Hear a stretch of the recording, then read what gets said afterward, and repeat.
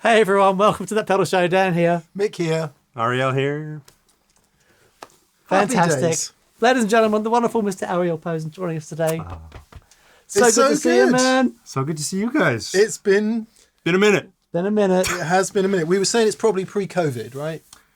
Yeah, I feel like I was here last, or at least the last time I saw you guys was 2019, maybe? Yeah. Wow. That's a long time. Feels like a long time.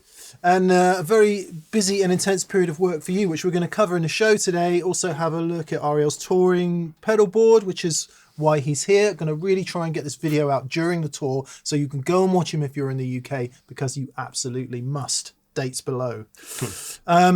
Guitars, pedals, so much music to talk about. Hey everyone, thanks for watching. Just a quick interjection. Our stats tell us that less than half of the people that watch our videos are actually subscribed. So please take a second and hit that subscribe button. It really does make a difference. Okay, thanks for watching. Back to the show. What's been going on, man? You seem busy. You seem like you've been busy. You're everywhere. Yeah. Like we were kind of saying off camera, I'm just trying to always just keep it going. And not to say that I don't get burnt out doing this at the same time, but just trying to find a balance of staying creative, always writing, and, you know, staying on the road during the time where we didn't get to tour and do the thing. I thought I was fine not touring, and then I realized it's like who I am and such a part of me to perform and play. But with balance, to do it in a way where I'm not doing too much of everything. Yeah. And just trying to do the thing, you know, like we all are. We're just trying to keep the candle lit and have fun while doing it and stay happy and inspired. Imagine that. Yeah. Imagine that. Because you were in Ireland, right? When we saw you last, you were living in Ireland. Yeah. And now not. Yeah, that's already like 5 years ago. Back in Canada since then, which is great. Loved Ireland. Great to be back home though. And since it's been, you know, available to do so, been back touring quite a bit again and just traveling a lot, working on projects, producing for others, and then of course writing and working on my own music in different forms, doing like real records as I call them, you know, every couple of, I've only put out 3, but try to temper those in between with like the solo guitar violin thing or little EPs and stuff like that. So trying to always keep active and creative. How does that work in your head then? So you've got a couple of questions. One is, what's the Redux version of Reasons Why about? What's that? And secondly, how does that sit alongside the Mile End project? Because Mile End is the solo stuff. Yeah. And then there's the band stuff alongside. Yeah, so those are 2 really different projects. So the Reasons Why Redux was just, to be honest, like just a way to try to keep the Reasons Why convo going a bit longer. Yeah, yeah. Because that came out just over a year ago in September. Yeah. And so Redux is a fancy industry term essentially for like a re-recording. Okay. Just like a reimagined version of it. Yeah, yeah. So it was just simply going back into the studio, re-recording the songs, just guitar, maybe just a couple of guitar tracks, one vocal, just now that it'd been like a few months of just being more associated and like comfortable with those songs, coming back and just making it more about the songs. I know a lot of people like the production, the guitar stuff, but really want people to get into the lyric and the vocal purity, not necessarily the vocal performance purity, but just like the essence of like the bigger picture of the song. So that was kind of the idea with that. That must be challenging, I would imagine, because, you know, I've always loved your voice and your songs. I remember we were just talking about it before, come and see you at Swindon, and just, you know, the songs and everything are fantastic. But there's going to be a lot of people that hear you play guitar, right? Yes. because of what you do, and it's, you know, it's amazing. And trying to get that balance, or I don't know, even get that message across. It's like, guys, listen to the song, because the song is, There it's are all actually there. songs, You not know what I mean? just- Yeah. Like really great songs, wherefore perhaps other guitar players touring might not have the depth of the art in the songs, the compositions themselves. Where if you've got Dan's speaking behind the curtain here. yeah. He's about to collapse the whole guitar industry, saying that it might actually Well, be no, about it's- songs. I just think it's, you know, if you take a minute to look beyond just the amazing guitar playing, because I think as guitar players we get punched in the face by what you're doing because it's really beautiful, Right. and I think a habit as guitar players, we want to hear more guitar. Right. You know what I mean? And Yeah. we sometimes miss the wood for the trees. Right. And thank you. I appreciate that. But I think there's like no right or wrong there. Like Yeah. it's all about what inspires you. Yeah. I've done a couple camps this summer. One was this like Corey Wong camp. So it was like me and Corey, Mark Lettieri, Theo Katzman. So Theo's like a song guy too, but Right. an amazing guitar player. So it's funny to see the mix of like guys who are like it's guitar music, and then like the guitar players who also sing but like are song guys. Yeah, right. And then I just did another one a couple weeks ago with like Timmons and Andy Wood and Steve Morse, Brent Mason, Woodshed, yeah. Oh, man. And I was like the only song guy. Andy Timmons can obviously sing amazingly, and he sang one song. But you know, it's just there's no right or wrong. Yeah, it's sure. just kind of what I grew up on, like Beatles and '90s bands. Yeah. I always saw guitar as like this piece of an ensemble, a piece of a band, and it wasn't later that I got into like actual guitar players. And I had my phase of just like I'll skip to the solo and just hear that. But That's a great name for but an album. this skip to the solo. That is a good band name. That's what every instrumental guitar record should be called, shouldn't it? How has that not happened yet? Actually, Oh, right. Everyone out there, please, somebody release Skip yeah. to the Please Solo. make a record It's called you. "Skip to the Solo," whatever instrument you play. Yeah. So how does that segue then, Ariel, with, let's talk about register of the guitar. So are you always down-tuned?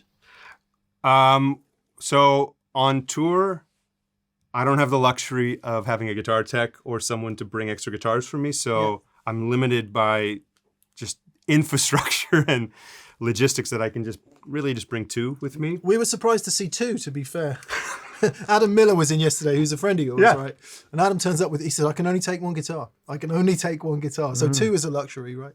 Yeah, I mean, let's be honest. I could bring more. I'm happy to pay for luggage, but it's a hassle to bring, unless I did a tour last year with a big artist, little side quest where like all your stuff goes on a semi and I didn't even set it up a text. It's like in that sort of scenario, you can literally have as many guitars as you want. In this case, I don't. So when I'm on tour, I have an open tuned and a low, like a baritone tuned, and I just capo up just due to the nature of, hey, I only have these two guitars. Yeah, okay. But when I'm home, when I'm recording, when I'm doing sessions for other people or producing, I almost never play B standard. Wow. It becomes more of like the traditional baritone part here or there. Yeah. Okay. I do a lot of open, but I'm mostly standard still. I like, E flat standard or D2. Do you capo that guitar if you're doing a song in In standard? yeah. On stage, yeah. Yeah, okay. But at home, I'll just grab a guitar. Exactly. Okay. Yeah, if I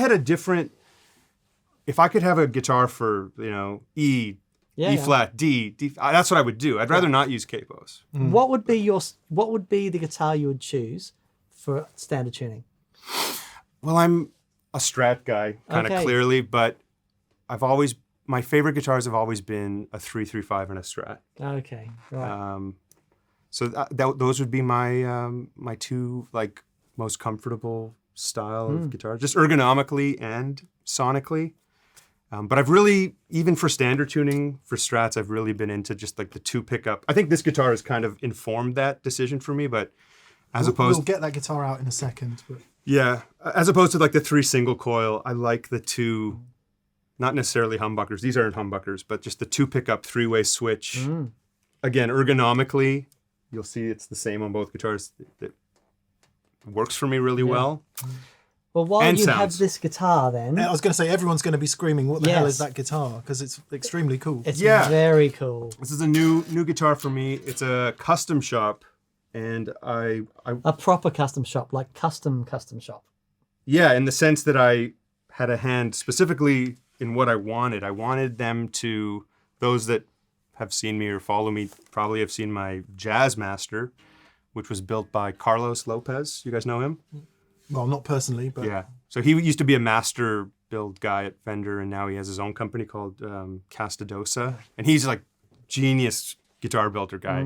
And he built this Jazz Master, loved it, used it for the last few years. I still love it, but I think I've always been a Strat guy, and the Right. offset thing, as cool as it is, it's more so just ergonomically. I Yeah. keep going back to that. I always feel more comfortable on a Strat. So I wanted them to essentially recreate that guitar As in a Strat.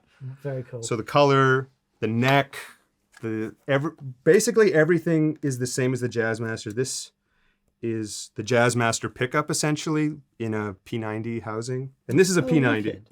oh wow, okay. And I've been anti P90s for years, and I'm just coming back around on them. I don't know why I was so harsh on them. I think I just had a couple guitars that maybe they just didn't sound great in there, and I blamed it on the pickups, but I'm evolving again. I'm like getting into them. And yeah, Tim Shaw did the pickups. And then this is just like Harmony cupcake knobs. I just love the feel of it. I'm so like such a always swelling kind of guy. And Yeah. the grip is everything for me. So I can really have a good control of it in that way. And otherwise, that's it. It's- Hardtail. Yeah. It's really Oh, cool. nice. Yeah. And this one's tuned. This is an open. It's in C right now, but sometimes I'll actually have it in D flat standard, which I could change it to that, but maybe it doesn't matter. It sounds good in both of those. So Right. I have a lot of songs lately where it's like standard tuning down 3 semitones. So instead of capoing, I can just tune it down on this. So like, there's a lot of songs on Reasons Why that are in that tuning where I could just play it like as a G shape. So I often tune this to that, but for today it's just came off the plane in open tuning, so I guess it's an open tuning today. Can we hear it a little bit? Yeah. Maybe hear the pickups and just, yeah, let's hear it. Yeah, so this is the bridge, the P90.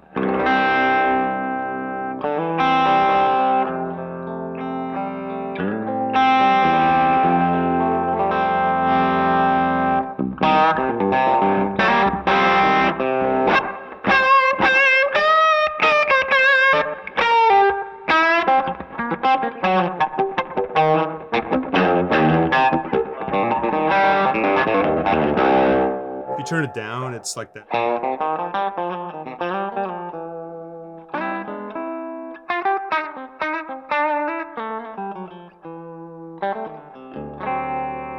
Middle.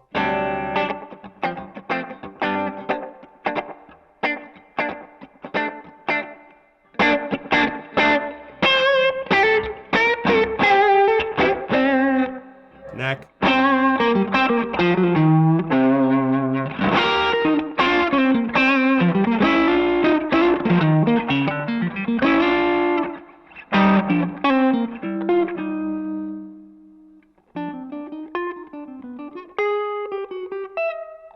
Et cetera. Wrong notes included.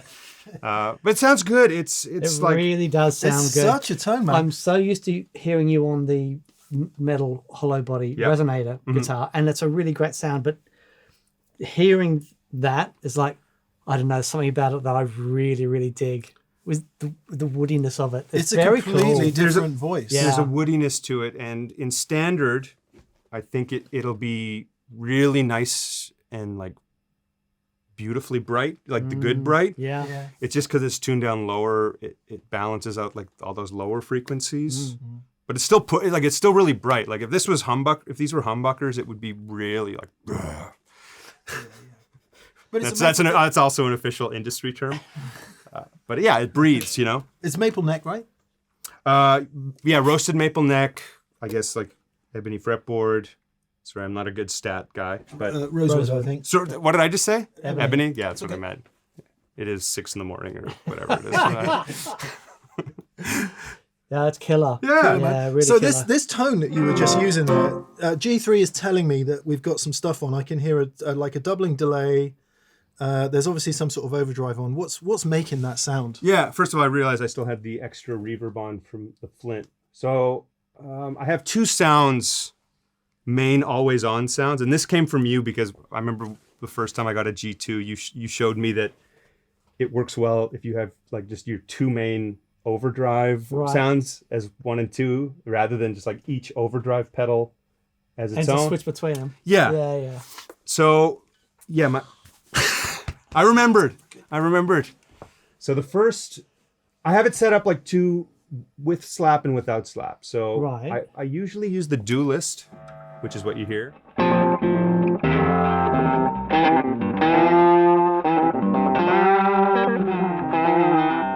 And that's kind of my always on. The tonal recall is the slap you're hearing. Right. If I press OD2, it's just the dualist without the slap. Sometimes it might be better without the slap, Right. even though I always prefer it. There's some songs where it just doesn't necessarily call for it. Mm-hmm.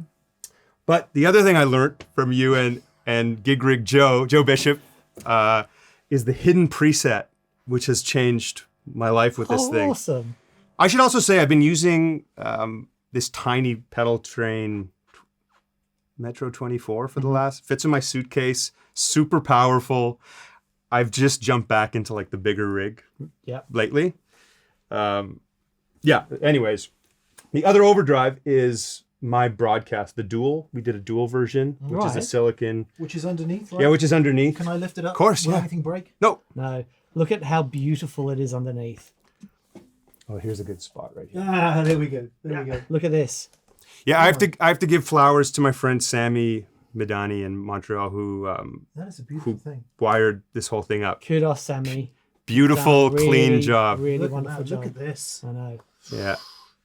Yeah, he's like, he loves that clean, beautiful, clean look, and So hard this, not to. This is your broadcast. This is the dual version. So Yeah. I wanted to do like the King of Tone thing where you can put in two inputs, two outputs. Yeah. Yeah, So if cool. you're using a switcher, one side could be front of the chain, one could be at the end. So Very good. So one side is the silicon version. That's Yes. like my overdrive. Yeah. And then the boost side, AP boost, is the germanium. So I can use the boost on either overdrive. Fantastic. So like this is the dualist. Yeah. And then press that. That's the silicon side. The Yeah. gain is like a little, you can see I have like the drive.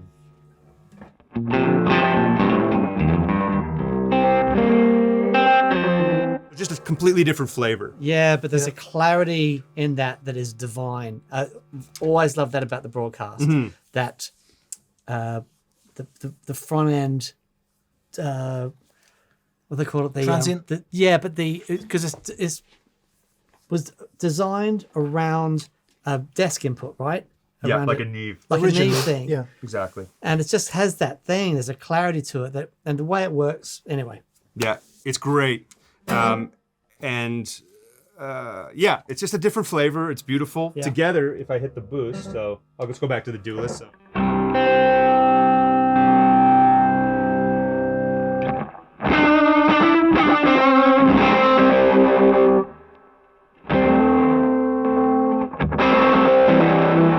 That's both sides of the broadcast now. yeah.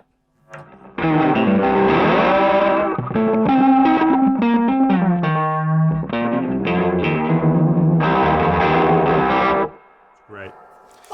When I had the Jazzmaster, both those pickups are so much more low output that I found certain songs on that guitar I would have to just boost my signal a bit. I realized that now I could just if I had this thing I could do the pre or post gain, but when I didn't have that, I would kick on a boost every Just to time. lift the input signal. Yeah, maybe I would do like this the other side of the dualist. Right. So now I don't have to do that, which is great. It's there if I need extra, but I'm really, that's like the highest amount of gain I use. Yeah. I'm a fairly low to medium gain guy. But it's very dynamic, and also because you've got the extended low end to have a gain sound that's so together, even when you're stacking, okay, two gain stages stacked into each other there, Yeah. it's still really dynamic, Right. you know, and you're controlling the amount of breakup with your right hand. Yeah. You know, a lot of it it's with really how. cool. Yeah, a lot of it. So I'll just go back to without the boost, but Yeah. like this is full on. But like at a show of mine, I'm living kind of. It never quite comes across recording on video, but I live around like 6 or 7. Slapless.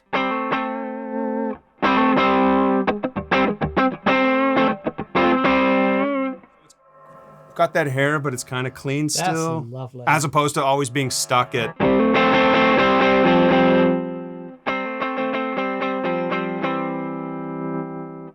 And we're on ears now, so like I can always really, it doesn't feel like a volume drop, it just feels like a gain drop, if that makes sense. It's just where music lives, isn't it? With all those, it's just break-in, that's where the harmonics start happening. Yeah.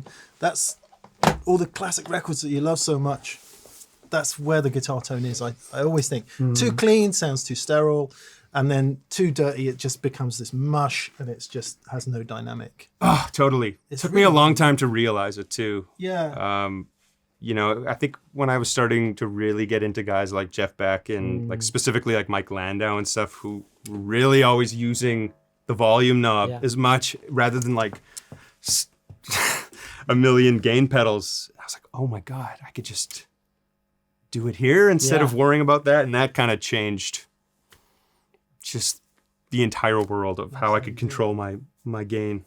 Too cool, man. I spied the Octaland underneath. A big fan of Octafuzz, and this is the Kingtone Octaland that's underneath. Just give you a quick look at that again, as soon as I'm talking about it. Funny enough, that's an older version. I have the newer one. It's really good, but it just didn't fit. So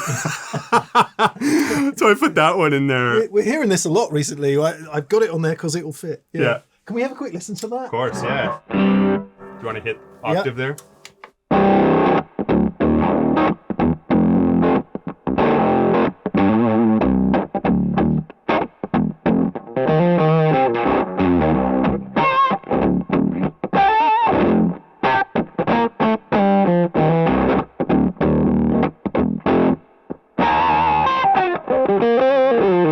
You can tell I have. That's epic. Yeah. Oh man, that sounds amazing. But going back to gain, like look where the drive is. It's like off. Yeah, wow. Is that doing an octave below as well? I think so. When you were on the bass string. It's so tuned so low. Yeah. Maybe it's just the harmonic of it that makes it sound it. Man. I mean, it sounds that thick. I'm just looking at it. It's like, are there any other guitars here? On standard tuning, it still sounds like on the low notes. It gives you that big blooming thing. That's cool. Yeah, just.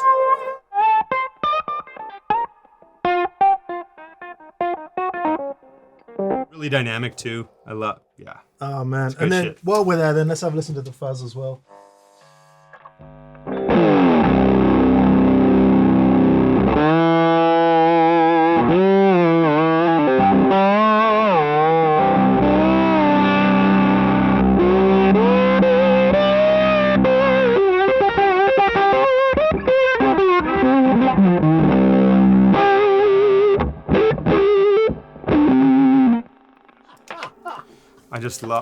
Oh man, There's so many good fuzzes out there, but I have just this relationship with Jesse's, like, again, with the gain low and the volume just cranked. It's like this mushroom cloud, beautiful, blooming, exploding thing, but there's not that much gain. Like, there's a perceived amount of gain, and it's not that much. It's just volume, you know?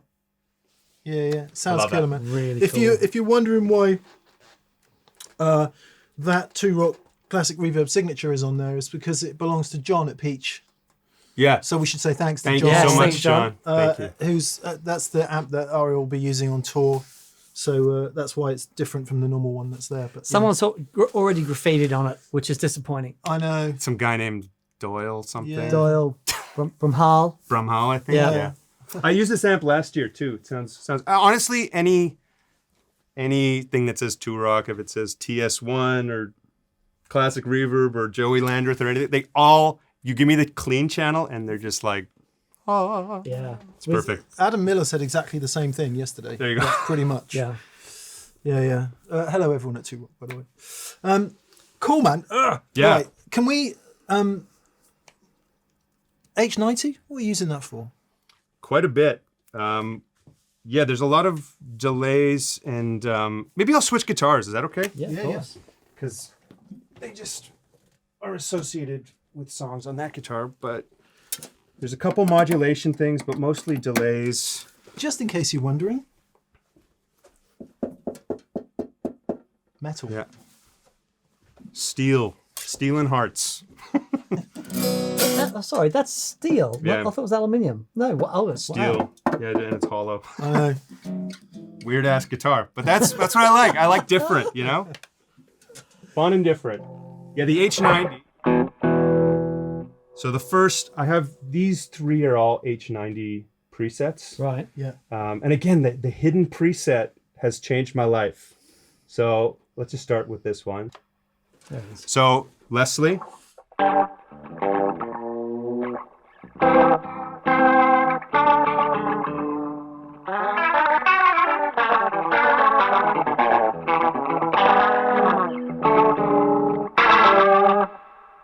It's Leslie. It's like it's just good, you know?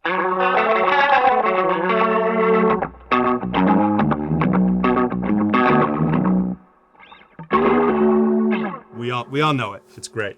I'm just digging that slap so much. I love the slap, but this is what I was talking about. We'll figure out how to program. It's a little hot right now. Yeah, okay. We'll program it after. But I always have slap on everything. It's just the odd time I might want to go slapless. All the effects have the slap built into it, like all the presets rather. Yeah. Right. So Leslie is the main sound, and then if I press it again, it goes to this sound.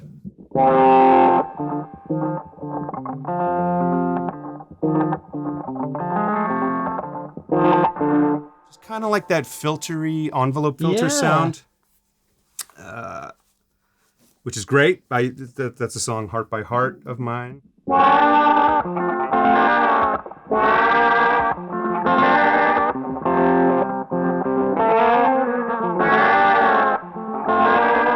So I can like easily get between those two sounds. And then this one is like, you know those Fender, what do they call it? Fender Echo reverbs? Oil can delay? Yeah. Really temperamental, but like really cool. That's kind of what, Oh, wow. it's just, you know.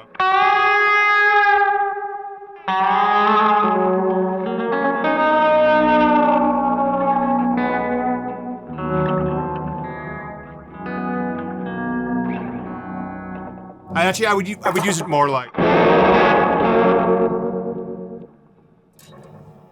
have to use my foot.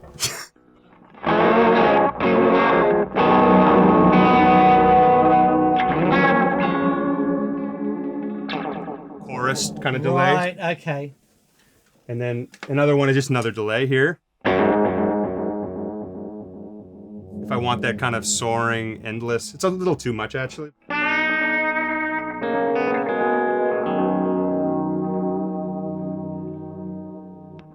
Funny enough, last time I was here, 5 years ago, the only delay I had was the mood, which I still don't know how to use to this day. But at the time, I was only using it as a slap, and I think I said, "I'm only using this as a slap," and it was like, "You're using this $500 pedal as." I meant it was just like on tour at that moment. I was, but I was also not in a big delay phase. I was more like hitting with a plate reverb or something to expand. So I've really gotten back into delay lately in the last few years. Does it go that way where you're really into something and then you like, Have there been any specific moments since we last talked about, I'm dude. really into this kind of sound and then not so much? And does it inform the writing? Yeah, dude. Like, I'm always changing not necessarily my opinion, but it's more like I'm just opening my mind to stuff.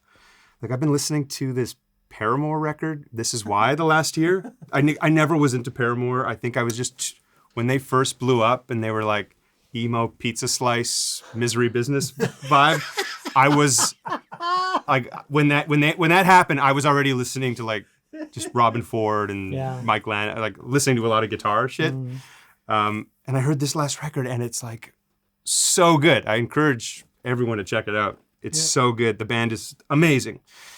But that's just one example of something that you listen to something, or specifically music without guitar too, really informs creative ideas and sounds.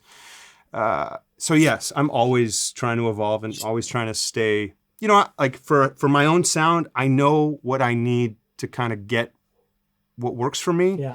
But how to get there can change. Yes. And like interpretations of it can change. So whether it means like hating P90s for 10 years and then kind of warming up to them again, sure. Yeah. Not being a big delay guy. And then like, wait a minute, delays are pretty sweet coming back there.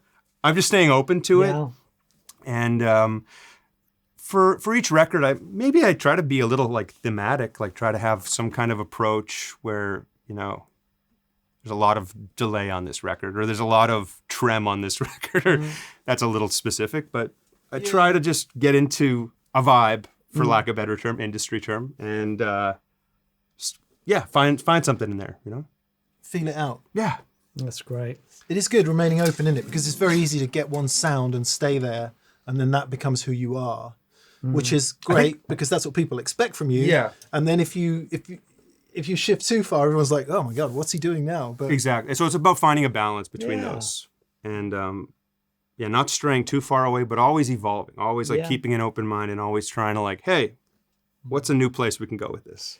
A good example of that is that you wrote a song around a Thermae preset. Yeah. Which was like, can we just hear that for a second? Because I thought this was amazing. So Thermae, it's an analog delay, but it uses algorithms to throw the pitch, to throw the time, so you get this pitch shifting. So if you imagine you've got a delay set at 100 milliseconds, if I automatically go to 50 milliseconds, it'll take the delayed sound and throw it up an octave. Yeah. Right? So the Thermae has a bunch of things where you can sort of set the intervals, and it's amazing. The Thermae is my favorite pedal, one of my favorite pedals in the studio to like I don't know what I'm doing, but I find stuff with it. It's one of my favorites in studio for live. Like you said, there's two sounds I use live, but it's one of the most like can inspire an idea or just literally come up with an idea. And the first time I stepped on it was when I got the idea for this song. Sorry, so that's like the pitch kind of shifting slap I use. If I press it again.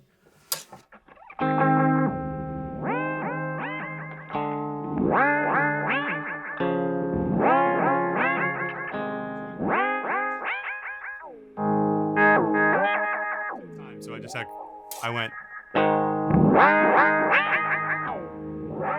do a feel for you. Like I just heard a melody right the first time that ever went. And that never happens with gear for me personally. It's very rare that an effect or a piece of gear like gives like a creative idea for writing. And that was, so we use that live, and that is a preset. So it's always that same tempo. So my drummer, John, probably has like maybe 20% of me in his in-ears most of the night. For that song, Manny, my front of house guy, he boosts the guitar level up for John so that he can hear it better because he has to play to that tempo. Yeah. You couldn't sync that. No. Well, I bet you can, but it's synced as much as it can. So it starts from the downbeat if I turn it off manually from the switch. So when we play it live, I have to go like literally step on it there, and it resets. But it's really cool. It's really cool. At least it's Sorry.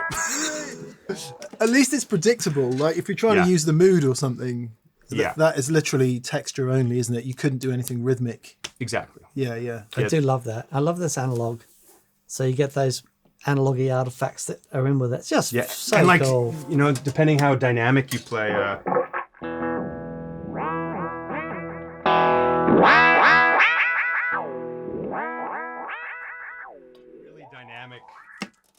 with how hard or light you're hitting it. I love it. And super expressive, because Yeah. then you can put the curve in the song, as it were. Yep, Amazing. good, really that's good amazing. stuff. You were saying, so is the tonal recall at the moment, is that controlled via MIDI, or is that just... Yep, the tonal recall, the Thermae, and the H90 and the Flint are all MIDI right now. Yeah, okay, so that's the MIDI jack, is it? Yep. Yes. Yeah. And you were saying that at the moment the mix on the tonal recall is a bit hot. Yeah, I think I programmed it just a little. So that's not just a case of turning the mix down. You've got to... What you got to do is go to the preset, make sure all the knobs are in the same place, Right. and then turn the mix down and then save it. Because if you just turn the mix down, it'll then, and you hit save to a preset, it'll save where all the knobs are. So it's a little bit of a... It's above my pay grade. Well, it's, it's a thing. It's like the most normal of like the Chase Bliss. I think it's discontinued now, sadly, Yeah. but it's, if I just press it, there's like a plain one just in case too.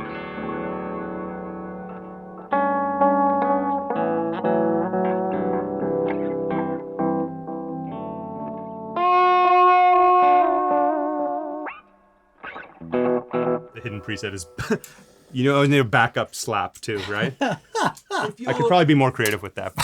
If you're not entirely following, if this isn't home for you, what's happening is under each of those foot switches, you've got two presets. The first one and a hidden preset. And that is sending a MIDI message, in this case that Ariel just played, to this pedal, two separate bunches of MIDI commands which give you two sounds from the same pedal off the same foot switch. Which Exactly. is, once you start to think about that is bonkers, isn't it? Yeah, and I guess it also means that you can get most of what you need from one Page. page. Well, I was gonna just say, like, at first, sorry. Oh no, what did I just do? So like manu raise, I made presets for every song. Right. Oh, wow. But then I felt that I was constricted a bit because I'm the type of person that in the moment I might be like, Yeah, I sure. want, Yeah. So once the hidden preset thing, well, I figured out how to do it. Didn't figure it out. Joe showed me. Then I was like, wait a minute, I don't need another page because I can just control that with two presses on each button, therefore making it like two pages in one. Yeah. In a way. And then it still becomes something that you can improvise with and add things on the fly as you feel in the moment. Yes. And that's a big part of Stompbox and all that sort of stuff, is to keep that element of coming up with solo and I just want to kick a fuzz on. Yeah, but that's amazing, man. It sounds so good.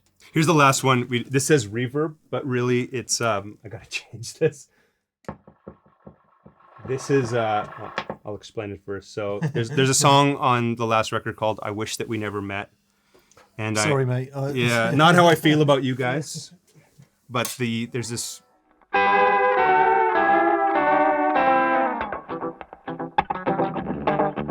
That's the line. And yes, I could play it in thirds, but for live, I wanted to play it as a single note thing. Right. So there's a harmonizer from the H9 and the Leslie. So the whole excitement of the H90 was that we can finally take like these algorithms together. Oh, As opposed to the Okay. H9, which was only one at a time. Exactly. Yeah. So this is the only sound where I'm using the Leslie sound, which we heard here, yeah. and this harmonizer. So the harmonizer is tuned only to the key of G, diatonic. So I'm gonna press it. It's gonna be loud because there's also fuzz on there, but check this That's out.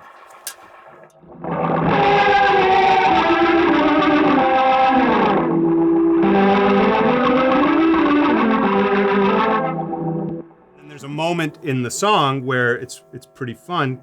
We go like this. It harmonizes the harmonic.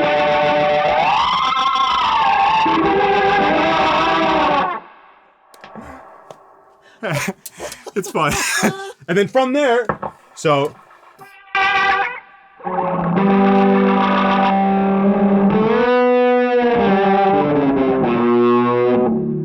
Again, it's just a hidden preset, quick to just fuzz, Yeah, so that I right. can turn the harmonizer off. Right. So it's fun stuff. Nice work. Kill it. I Eventide. can't wait to hear it live. Can't wait to hear it live. I've got to know, how many milliseconds is that slap? I don't know. Dan? Can it tell us? I'm going to say Can you give us one note? I just need to hear it. Yeah, It's so probably slower than I would prefer it. It should 60, probably. Yeah. 80. yeah. Do you have 60 to- perfect tempo? 60 Perfect to delay 80, tempo? something like that. Some have perfect pitch, some have perfect. But if it Some was, have neither, and we mustn't discriminate against those that have neither. Thank you Guilty. very much. Guilty. 20 to 40, you wouldn't hear as a slap. Right, you'd hear it as a doubling. You'd hear it as a thickening. doubling. 50 to 100, you start to hear as a slap. Yeah. 100 to 150, you would hear as a rock and roll slap. So Yeah. I reckon it's about 80, Yeah, something like that. That's flipping. Oh, it's so good. so. But the mix, I think tricks your mind into thinking. So if you tonal recall, if I just like turn it down slightly. And it's only one repeat as well, isn't it? Yeah. A lot more subtle. Yeah. It makes it feel like it's going faster. Maybe not. Maybe it's just that's what I tell myself, but And that guitar sounds mad. it's a vibe. What tune? So where are we tuned with this one? B standard. Okay. So standard tuning down a fourth. Yeah. So all your shapes work. It's B, E, A, D, F sharp, B. Right. Just because the third and second string is a third instead of a fourth, so we know that changes when you transpose it. That's why. And pickups wise, gold foil, is that in the neck or? No, they're actually just mini humbuckers that Matt at Mule makes. This one kind of looks gold foilish, but they're just these funky cover. funky covers. They're just mini humbuckers. Beautiful. There's quite a lot of brightness. Yeah.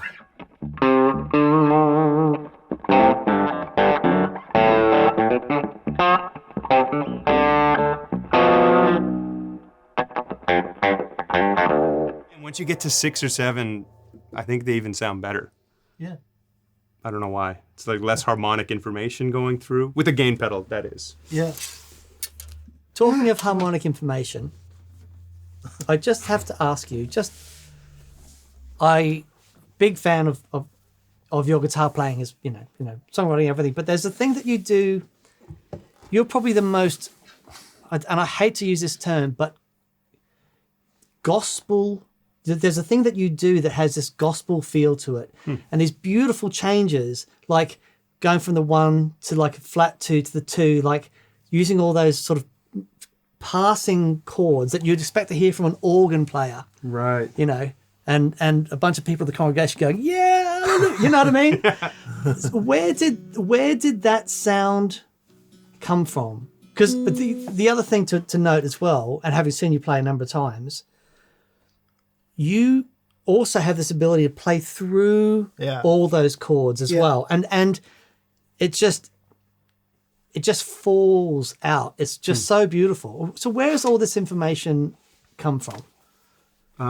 Thank you, first of all. I'm still trying to figure that out. I think the harmonic information came from actually just like studying harmony and like getting obsessed with it and understanding scale degrees and essentially like identifying each interval to a point where they're like a color. I don't have perfect pitch or anything like that, but I know the relationship of each interval to like the effect or sound it gives you. Just like, like happy is a third, sad is a minor third. Cool sad is like adding a flat 7 to it. Mysterious sad is adding a 6. James Bond sad is major 7, right? Super basic, but that's essentially what it's based off of. So it's a lot of taking simple diatonic movements, but messing with triads, so you're flipping and inverting chords. So like the difference of a 1 to like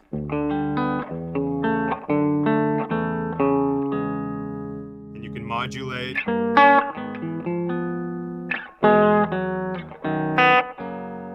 So what I'm trying to say is sometimes I don't even really know what I'm doing, but it's become this fixture of navigating my way, thinking in one key at all time, and just thinking scale degrees, thinking intervals. And the same goes for playing those changes and soloing is like someone that's a really great jazz player, it's very scale here. It's about, you know,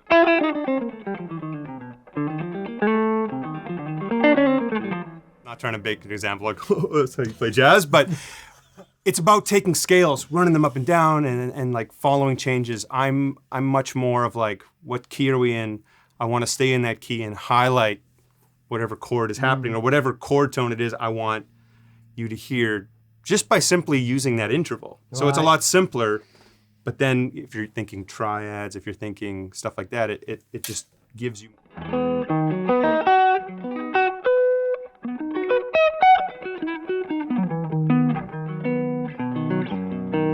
You know, if you're playing a blues, it's...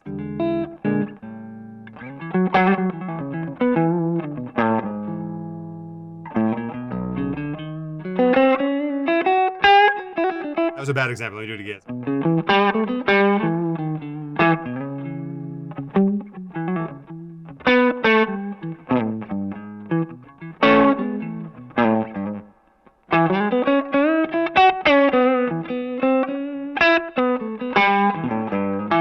Super simple, but those are like the third of every chord, you know? Yeah, but you're playing through the chords. And you can hear the chords changing as you're playing the lines. It's so like if I was going to do like, I don't know, what's a simple, like Autumn Leaves or something in the wrong key, but using the thirds, you know.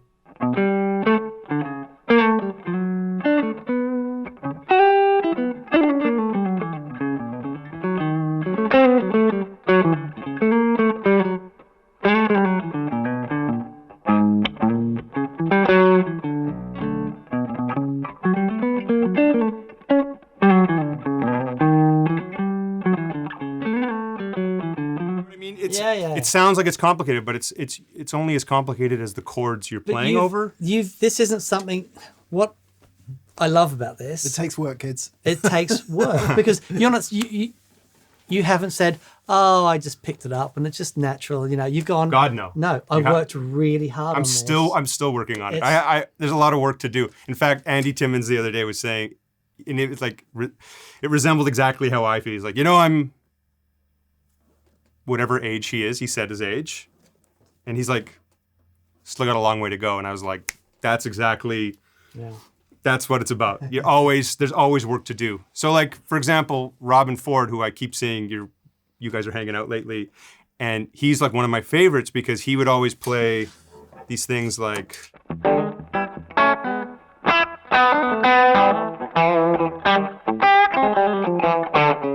use that altered scale to go like to the 1 to the 4 chord or the diminished. And I'd play those scales on their own. I'd be like, it feels really unmusical to me. I don't know really how to use them. We said the same thing to him when he was here. He's playing the stuff and he goes, sometimes you can just go up the scale. And I'm like, it just doesn't sound like that when we play it. You know, it's But this is what I'm getting to is that those scales, if you know the specific intervals, like what their purpose is. Yeah, right. So like an altered scale, if you know, it's like, okay, well, there's a sharp 5, the third, flat 7, there's a sharp 4. So or like even a flat 9. Technically, is it in there? Yeah, it is. That.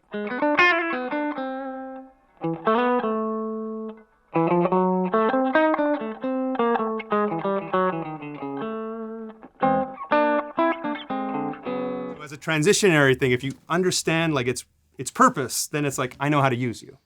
You have a purpose, you have a thing you do, rather than just like a note you play. Yeah. I just wanted to touch. Still a lot of work to do. I'm not trying to sound like I know what I'm.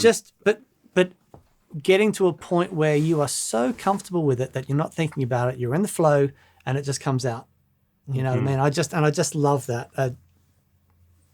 Amazing. But everything you just talked about there with intervals comes from knowing that major scale inside and out, backwards and forwards. That's where the intervals begin, right? And that's like, to me, it's 90% of it. I think of everything, like the major scales, like my template. Yeah. So even if it's a blues or a And song everyone relates in a back to that. Yeah. Okay. even a minor song, a song in a minor key, I'm thinking in major. Like the Yeah. Nashville number system where you think of a minor key as like the 6 minor. Yeah. I'm always thinking that way. And that just helps me transpose. So like if I'm playing a weird ass guitar in B standard, but I'm thinking of a song I've played for 20 years in standard tuning, it helps me just to, think musically. To reiterate what you said right at the top of that, you know, it might be that you're spending hours and hours and hours going through your modes and all of that and knowing them perfectly inside and out. For my money anyway, that thing of going mysterious, sad, sad, happy, just those degrees of the major scale is going to get you more music more quickly than literally anything else. Totally. Quizzical and aloof. But for you, the words Dreary. The words might be breeds of dog. They might be colours. Whatever it is you that you relate associate. to. Yeah. I think If all you're thinking about is notes and positions, there's never any music. If you think about colour, if you think about shape, if you think about emotion, which is exactly what you just described, and it's not any shade against those that want to use like modes or other ways of getting. It's about getting from A to B, right? Yeah. And however you need to get there. And B is music. Yeah. You know what I mean? But that's the thing. I think we forget that B is music. It's like whatever gets you to that point. Yeah. But our brains work differently. Some people are like, I need the muscle memory. It's all muscle memory. Yeah. If anyone's lying that says it isn't. Yeah. But, you know, to get to that point, if you fill in the blanks by modes or a lot of scales or this or that, great. Yeah. What I've been talking about, that's just what works for me. Yeah. And it's important to like not ever feel discouraged because you see other people. Like we live in this time now where everyone just sees other players on Instagram or on YouTube. And they're all amazing. And you're like, wait a minute, that's not what I sound like. Shit, I must be doing something wrong. Yeah. And it's that point of going, wait a minute, this is not sports, this is not competition, this is not anything other than art. So like the way you need to get to where you need to make your art, that's all that matters. But that's the job, right? Working out how you get there. Working out the things that, Oh man, it's really wonderful. To bring that full circle, what is then deeply impressive about the way you approach music is there are those of us that would get to a standard of guitar playing to have a tenth of the facility that you have, and then it be about that all the time. And that's what you're doing all night. You're just showing off what you know. You're like, now let's write some songs. Yeah. Right. So it's not like I'm going to show you that I know all my modes inside out and upside down, and I'm going to do it in 3 of the 5 songs I'm going to play tonight. You're going, actually, no, let's hang back on these chords. Well, think about the songs, all your favorite songs, and think of like your favorite solos from those songs. Like, what is special about it? Well, it's probably something memorable. It's something melodic, and it's something that's just serving the song. Because I always think of it as a song or playing in a band or any musical situation is like this canvas, and it's not about anyone. Let's say there's a band of 4 people. It's not about any of those people. Everyone has one task to like fill in a blob on that canvas. And if you're doing too much, you're taking up too much space on that painting or that canvas. And therefore, like the picture isn't going to get where it needs to go because someone's just taking up too much space. So like knowing your role and what you need to contribute to that big picture, so to speak, is what it's about. And that's like an artsier way of just explaining like how to serve a song. It's like only doing what's necessary. You know, if it's your moment, but still staying within restraint and like just doing what's necessary. I think that's what, as listeners and music fans, we react to. Of course, someone goes, like rips, and we're like, dang, that's impressive. Kudos, like you put the 10,000 hours in. But you feel something when it just makes sense for the moment and when it's nothing less, nothing more for the scenario in which we're listening to, and that's when we start to like get the goosebumps and start feeling things. Dude, you're so mature for a guitar player. I know. You know. You're not really a guitar player, are you? I No, it's amazing. question this every day, actually. Yeah. Do do you do courses, or if someone wants to learn a bit about what you do, can they go on courses? And B, can I get some lessons from you, please? Of course, anytime you want. Yeah, of course. But I do have courses with like TrueFire. I've done like 5 or 6. Amazing. Okay. Kind of talking about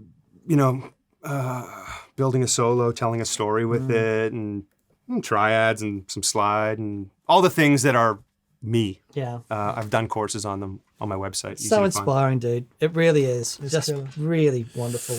Before you play us out, then, what's happening? Because you just, I look at my iTunes feed and there's another EP, and you just seem to be in a purple patch of making music. What does the next year look like?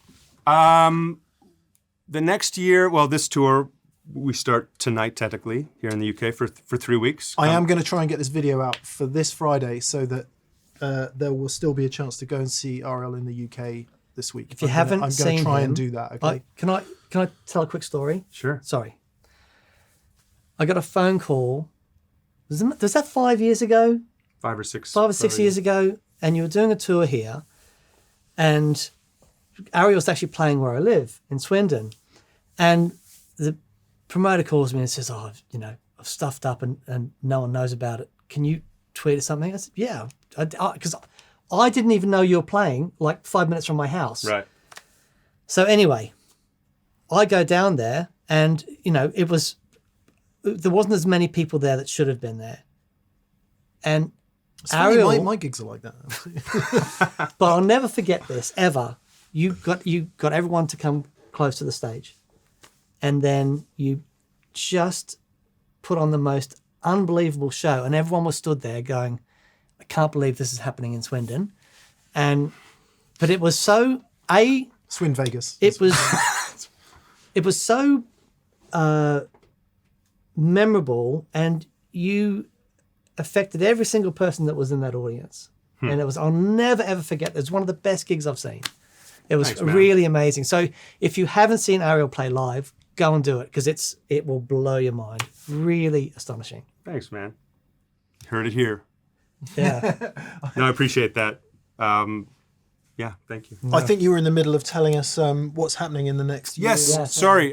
So after this tour, we may or may not be going into the studio for the next record. I know it seems probably. I think it comes off that I'm more prolific than I really am. You're just good at marketing. Maybe it's just that.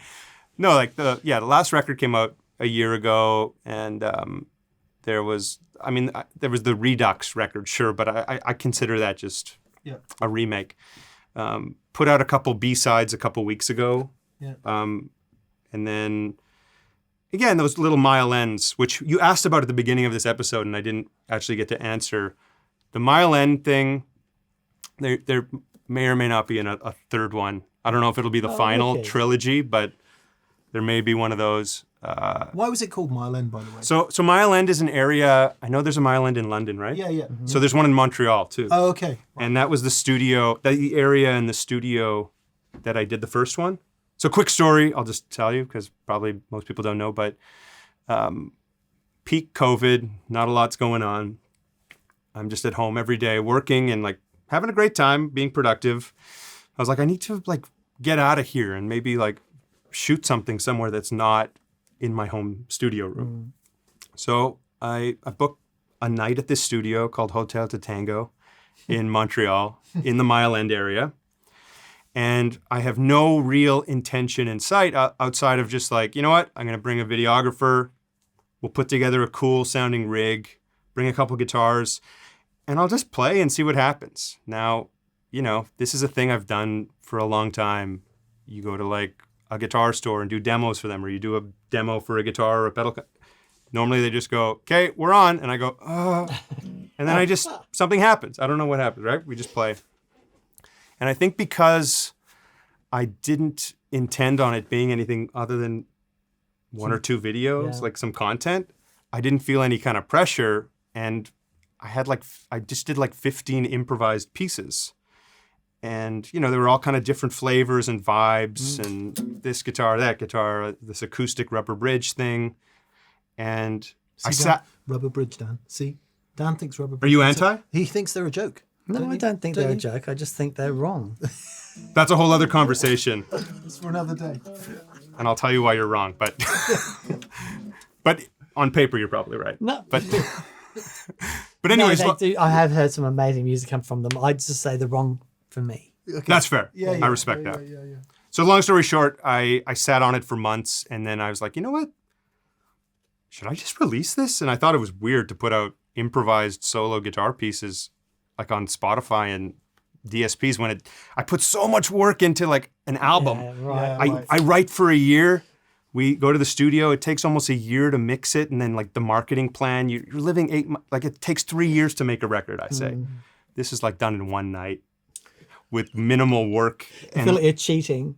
I feel like I'm cheating. So I put it out, and like people really liked it, and I realized it was like this other form of expression musically that is a gigantic part of my playing and part of my voice as a musician that I don't get to do at all on my records. Funny enough, though, on How Long, my first record, I didn't have enough songs for a record. I had 7 songs, but it's a 10-song record. So 3 of those songs are like 1-minute improvised pieces to get me to 10 tracks. So in a way, it's almost like I've just following that theme and making a record out of it. And people have really liked it, which is awesome and means a lot to me.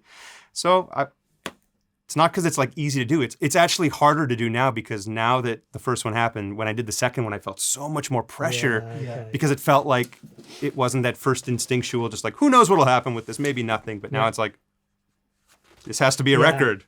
So the first one is, who knows what'll happen with it? Maybe nothing, and that's okay if nothing happens. Now it's like, something has to happen. Yeah, so that's a different thing. Oh, yeah, like Iron Man 2. Exactly.